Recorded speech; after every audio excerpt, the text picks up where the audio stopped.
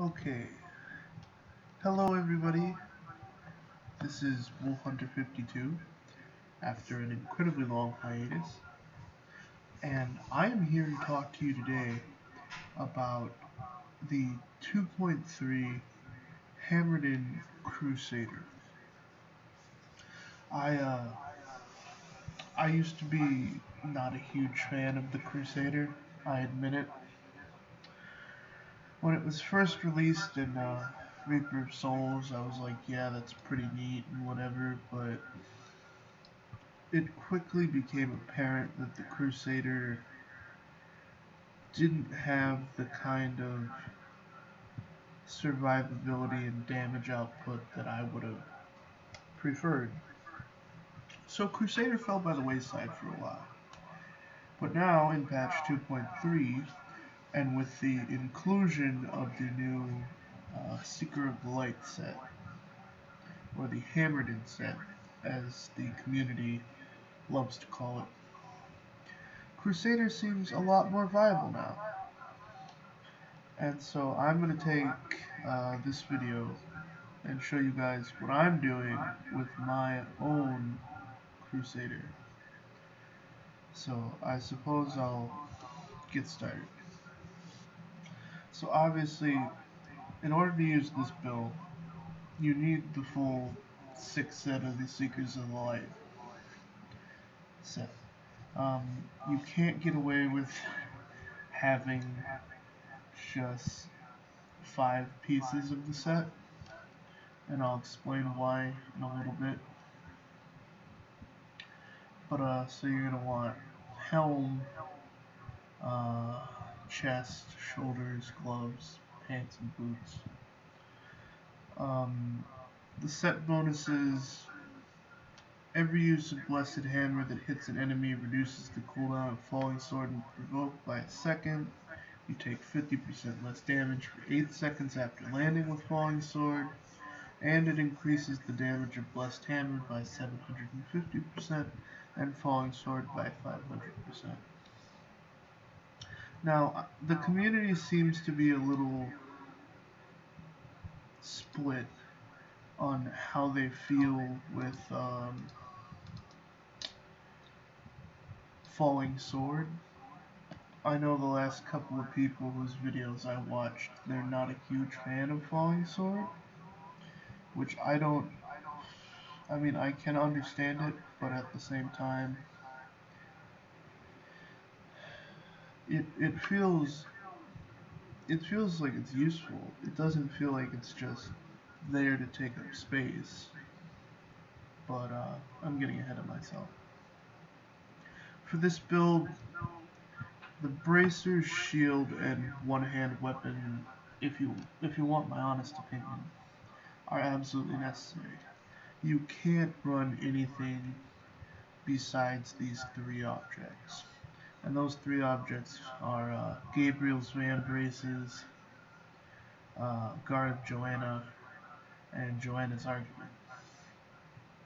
You need the bracers because when you hit 3 or fewer enemies, up to 100% of your wrath cost for Blessed Hammer is refunded. As you can see, I got an 84 roll, which isn't amazing, but it's not terrible. I'm probably gonna look to get another better pair, see if that'll drop if I can gamble with Kadala. Guard of Joanna, Blessed Hammer damage is increased by between 200 and 250% for the first 3 enemies hit. Mine's pretty decent. The only thing that would make me happier is if I got one that either had the perfect 250 or at least in the 240s would be nice. And then Joanna's Argument, I'm really happy with. Its special affix is it increases the attack speed of Blessed Hammer by 100%, and this rolls on it no matter what. So you don't have to worry about rolling a subpar Joanna's Argument in terms of its passive ability. I mean, I'm still working to reroll mine to 10% damage, and even then, as soon as I find one with better strength, I'll probably snatch that up. For belt, you're gonna want a witching hour. That seems to be the pretty de facto uh, belt. You can't pass up a belt that gives you automatic attack speed and critical hit damage. Um, for the rings, I'm running solo right now, so I have a convention of elements with a not very good increased damage rule. I mean, it's 179. So it could be worse, but it could certainly be better. I'm also running the Obsidian Ring of the Zodiac, and I know what a lot of you are thinking. Why are you running it on your finger instead of in your Kanai cube? And that's a valid question. And I suppose the reason for that is, while getting my character ready for G-rifting and all that, I noticed that having Obsidian Ring of the Zodiac in my Kanai cube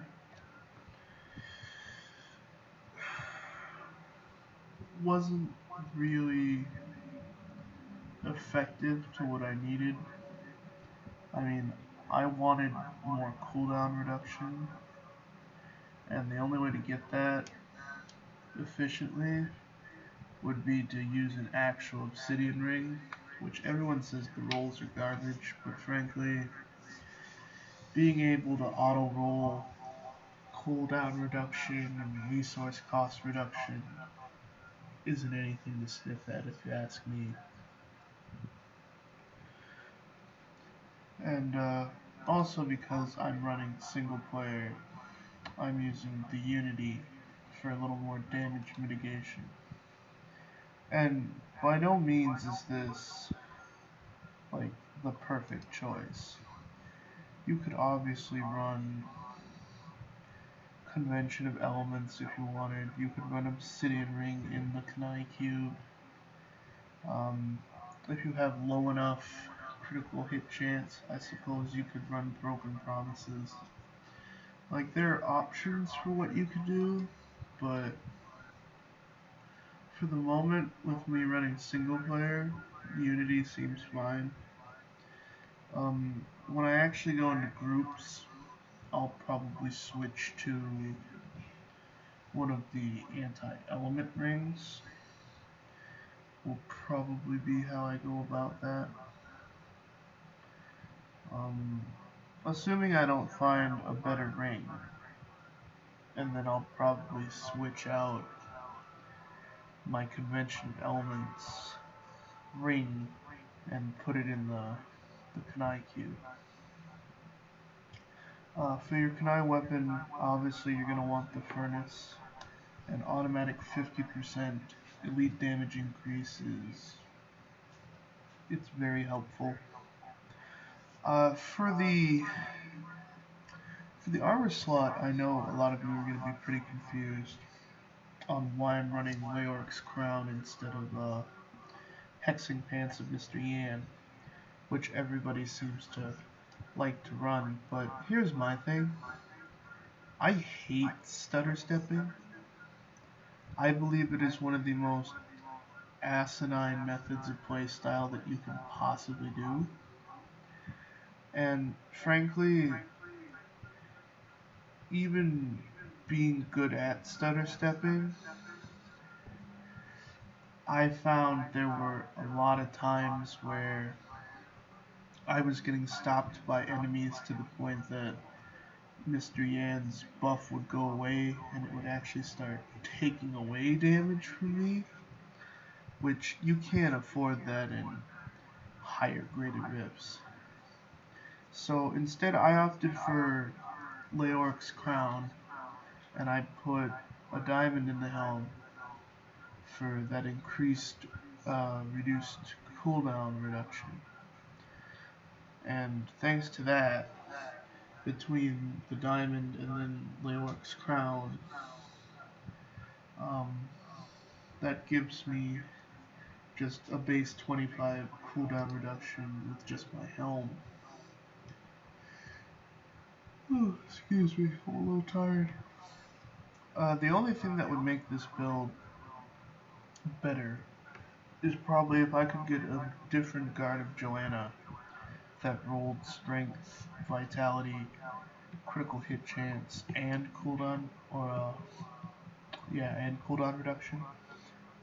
I'm at a 46.63% cooldown reduction, and I'm pretty sure if I can get it just a bit over 50, then I'll have practically permanent access to my skills, which will be very helpful.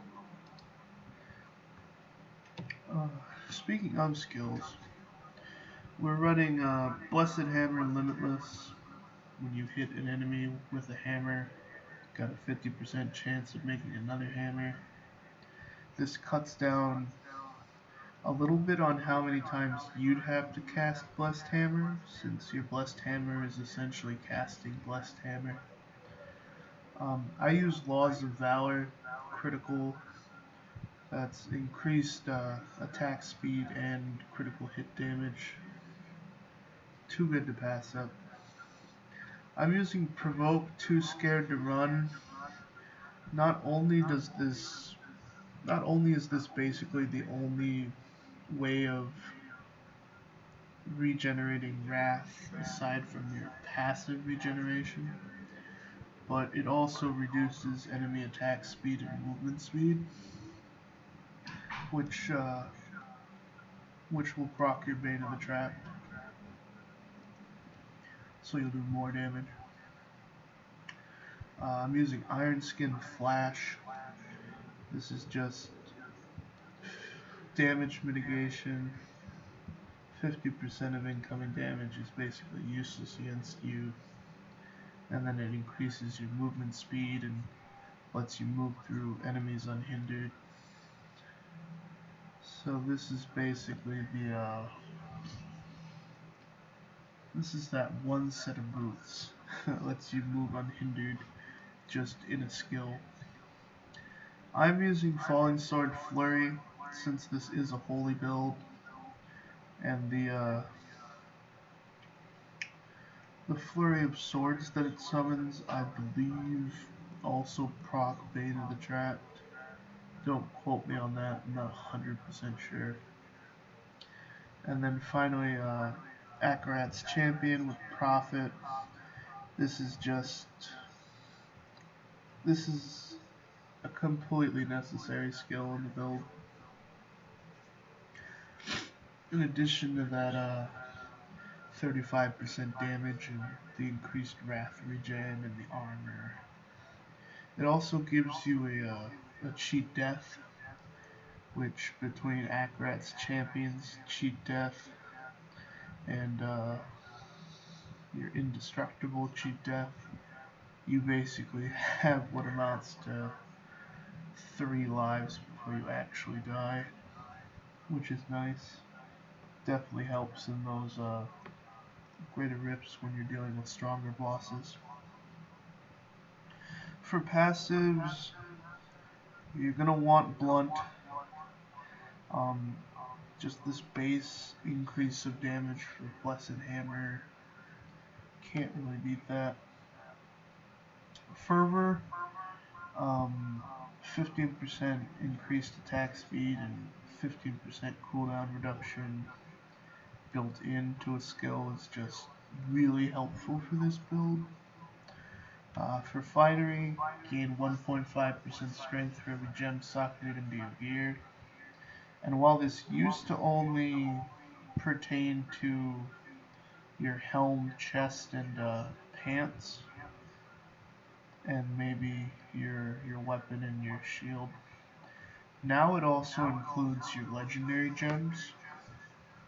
So you're getting a boost from every single gem that you have on your gear, which it does add up quite significantly. The reason you don't see indestructible here on my passive slot is because I rolled a Hellfire Ring with it. And then for this last skill, as you can see, I'm using Long Arm of the Law, which just increases the effect of my law for 5 seconds, so I get 10 seconds on my law. Most people seem to want to use Holy Cause, but in my opinion, the 10% additional damage, which comes out to be like 10,000 maybe.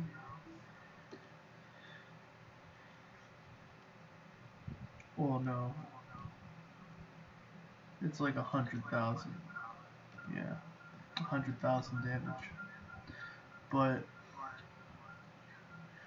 with how you want to be casting your hammers in this build, and with how important attack speed is, being able to have this law active for 10 seconds, plus all your cooldown reduction, plus the effect of Obsidian Ring and the Zodiac, if you find a rift that's favorable and you're constantly um, encountering enemies, then you can get to the point where you can cast Laws of Valor, and by the time the 10 seconds ticks away that it would shut off, you can cast it again.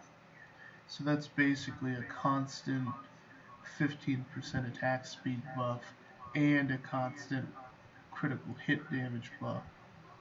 So that's really hard to pass up.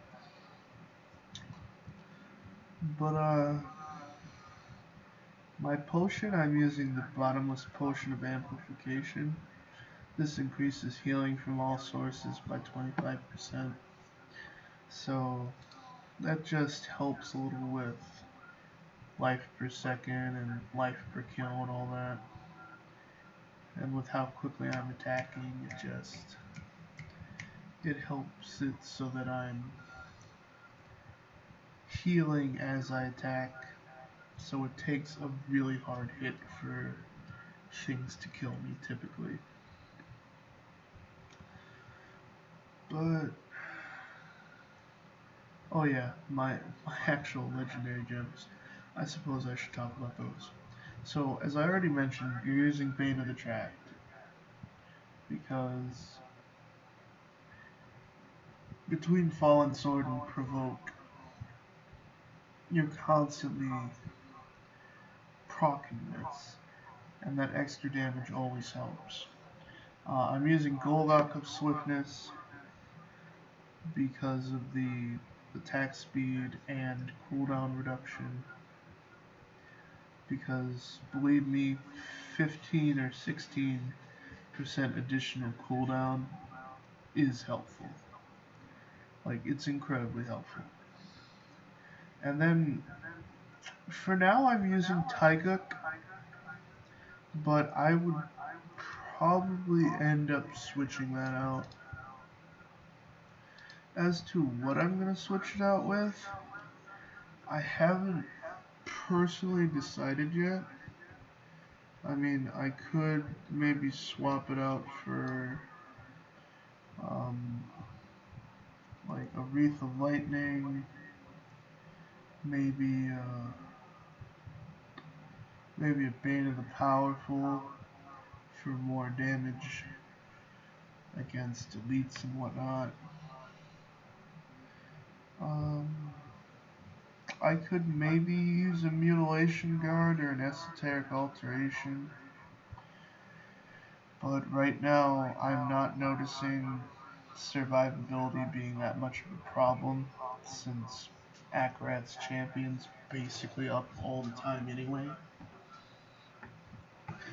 A gem I was considering using, and which I'd probably need to level up before I can check into it, is the Moratorium.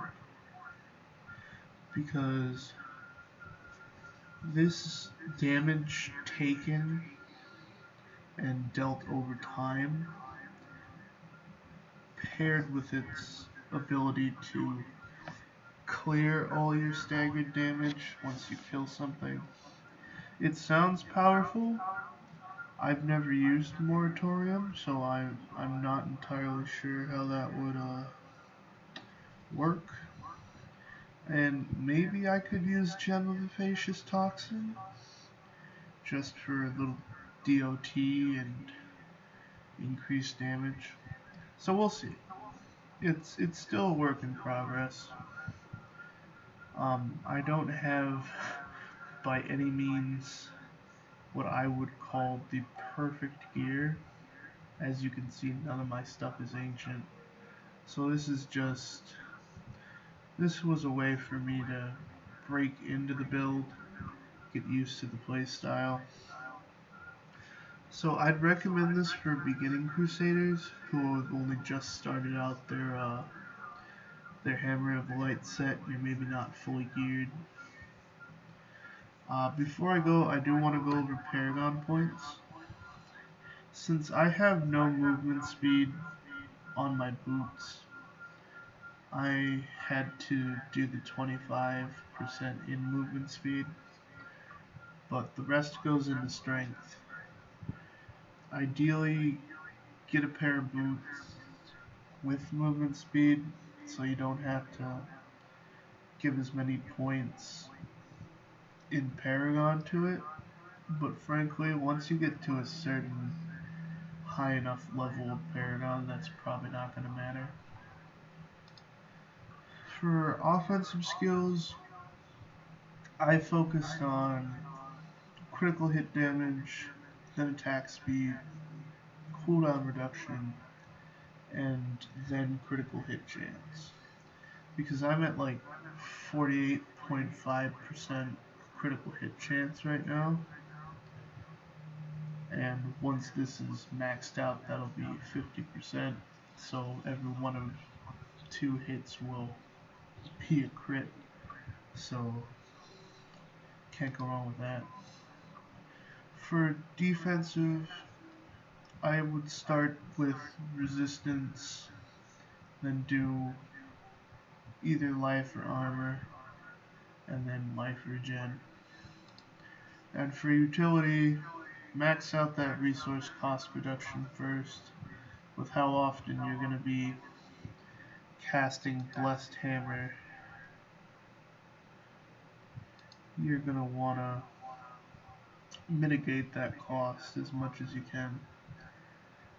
For me, the skill is, it costs 10 base, and I only spend 8 wrath per cast. So that's pretty decent. Once you've got resource cost reduction, do area damage, because area damage is broken this match. Then do life on hit and gold find. I'm kind of hoping they get rid of gold find, maybe replace it with something else. Because as is, gold find's useless. But yeah, that's my build. If you enjoyed the video, go ahead and like and maybe subscribe down there at the bottom. And I look forward to coming back to you guys later. Probably going to be doing a monk video soon, unless I complete this pet project Crusader I'm working on involving Phalanx, but I'll tell you more about that when it's done. So I'm Wolf Hunter 52, signing out.